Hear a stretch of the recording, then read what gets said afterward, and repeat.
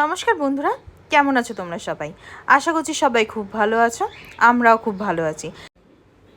কাল ছিল আমাদের পাড়ায় রক্ষাকালী পুজো, আর আজ সেই পুজোরই কিছু মুহূর্ত তোমাদের সাথে শেয়ার করে নিতে চলে আসলাম। প্রথমে সবাই মিলে গেছিলো মাকে আনতে।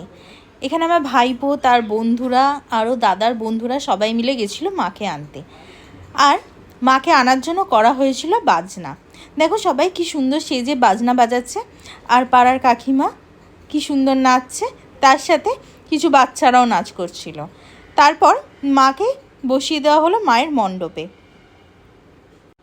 আমি গেছিলাম মাকে পুজো দিতে, মায়ের জন্য ফুল, মিষ্টি, মালা এইসব নিয়ে। আর ওখানে গিয়ে কুহু যেই ওর পাপাকে দেখেছে, অমনি ওর পাপার কোলে উঠে পড়েছিল। তারপর পাপার সাথে দু একটা ছবিও তুলে নিয়েছে। এরপর কুহু তার মাম আর তার ঠামের সাথে ছবি তুলেছে। তারপর আমার সাথে কটা ছবি তুলে ওর দিদি ভাইয়ের সাথেও কিন্তু ছবি তুলতেও বাদ রাখেনি। সবার সাথে ছবি তুলে ওকে বাড়িতে দিয়ে গেছিলাম। আর আমি করেছিলাম উপোস, তাই জন্য বেশ অনেকটা রাত পর্যন্ত থাকতে হয়েছিল পুজোর ওখানে। এখানে কিন্তু কন্টিনিউয়াসলি বাজনা বাজছিল, আর ঠাকুরমশাই তখন পুজো শুরু করে দিয়েছে।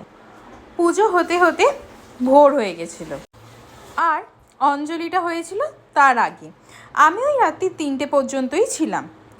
অঞ্জলি দিয়ে বাড়ি চলে আসি।